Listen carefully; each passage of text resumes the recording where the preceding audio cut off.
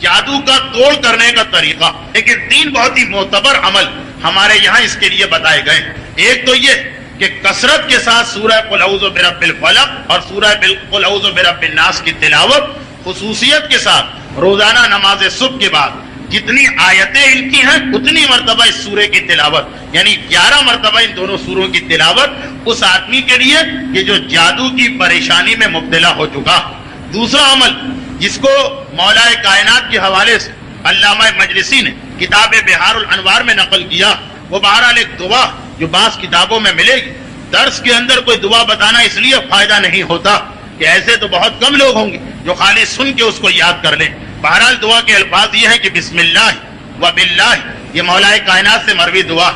سنستد آزادک باخیک ونجعل لکما سلطانہ. تین ٹکڑے ہیں اس دعا کے. پہلے تو بسم اللہ و باللہ.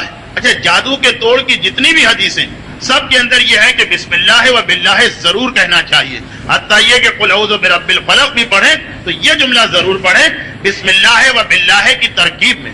جادو کے دفیے کے لیے کوئی خاص راز پوشیدہ جو ہمیں بتایا تو نہیں گیا، لیکن اتنی تاکید کے ساتھ آ رہا. تو بسم اللہ و باللہ تو ابتدا میں. اس کے بعد پھر 3 جملے سنستد آزادو کا بے عقی کا ونجعل لکما سلطانہ فلا یصلون الیکما وانتما ومن اتبعکما الغالبون.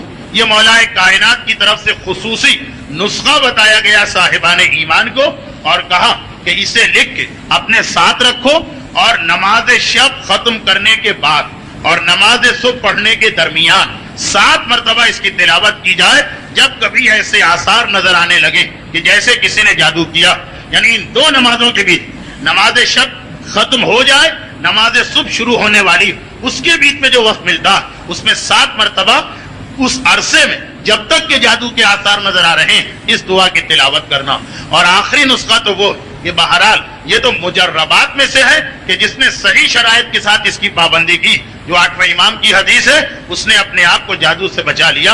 الا ماشاء اللہ، اس لیے کہ ایکسیپشنز تو بہرحال ہر جگہ ہوتے ہیں، لیکن جن لوگوں نے تجربہ کیا وہ گواہی دیتے ہیں اس بات کی کہ یہ تو سب سے زیادہ مجرب عمل تجربہ شدہ. جو 8ویں امام سے مروی ہے، ہمارے یہاں اس کا رواج بھی کہ ہرن کی کھال پر، اس میں خصوصی زور ہے ہرن کی کھال پر، ہرن کی کھال کے اوپر قرآن کی ان 3 آیتوں کو لکھنا اور اس سے پہلے 3 جملوں کو لکھنا، یعنی کل 6 جملے ہو گئے جنہیں ہرن کی کھال پہ لکھ کے اپنے سیدھے ہاتھ پہ باندھا جائے. جادو ہے تو ٹوٹے گا، نہیں ہے تو ہو نہیں پائے گا. بسم اللہ و باللہ، وہ تو آپ نے سنا کہ جادو کے ہر عمل سے پہلے پڑھنا لازم. بسم اللہ و باللہ نمبر 1. اس کے بعد بسم اللہ ما شاء اللہ نمبر 2. اور نمبر 3 بسم اللہ ولا حول ولا قوت الا باللہ.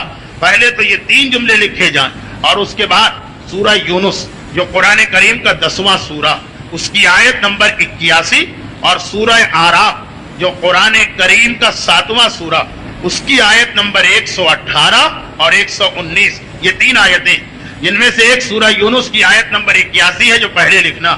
اگرچہ قرآن کی ترتیب میں وہ بعد میں ہے، سورہ یونس 10واں سورہ، مگر اسے پہلے لکھنا. یہ وہی آیت ہے جو حضرت موسیٰ کا جملہ وقال موسیٰ ما جئتم بالسحرہ، کہ اے جادوگر جو تم لوگ لے کے آئے ہو، ان اللہ سیبطلہ، اللہ ان قریب اس کو باطل کر دے گا. یہ آیت ہے پوری سورہ یونس کی آیت نمبر 81. سورہ آراف کی آیت نمبر 118 فوقع الحق سے یہ آیت شروع ہو رہی، اور سورہ آراف کی آیت نمبر 119 فانقلبوا بالصاغرین پہ یہ آیت مکمل ہو رہی. یہ تو بہرحال میرا اپنا بھی تجربہ، اور جس مومن کو یہ بات بتائی گئی اگر اس نے اس کی پابندی کی، کیونکہ ہرن کی کھال کم ملتی اور زیادہ تر بکرے کی کھال کو ہرن کی کھال ظاہر کر کے فروخت کر دیا جاتا، تو وہ تو اگر دوا کے نسخے میں کمی رہ جائے گی تو اثرات میں کمی ہوگی. لیکن جس نے صحیح طریقے پہ اس کی پابندی کی کہ یہ بسم اللہ و باللہ، بسم اللہ ما شاء اللہ، بسم اللہ ولا حول ولا قوت الا باللہ، سورہ یونس آیت 81، سورہ آراف آیت 118، سورہ آراف آیت 119، اس نے یہ دیکھا کہ جادو کے حل کے لیے سوائے 1000 میں 1 آدمی کے اس سے زیادہ بہتر کوئی اور علاج نہیں ہے.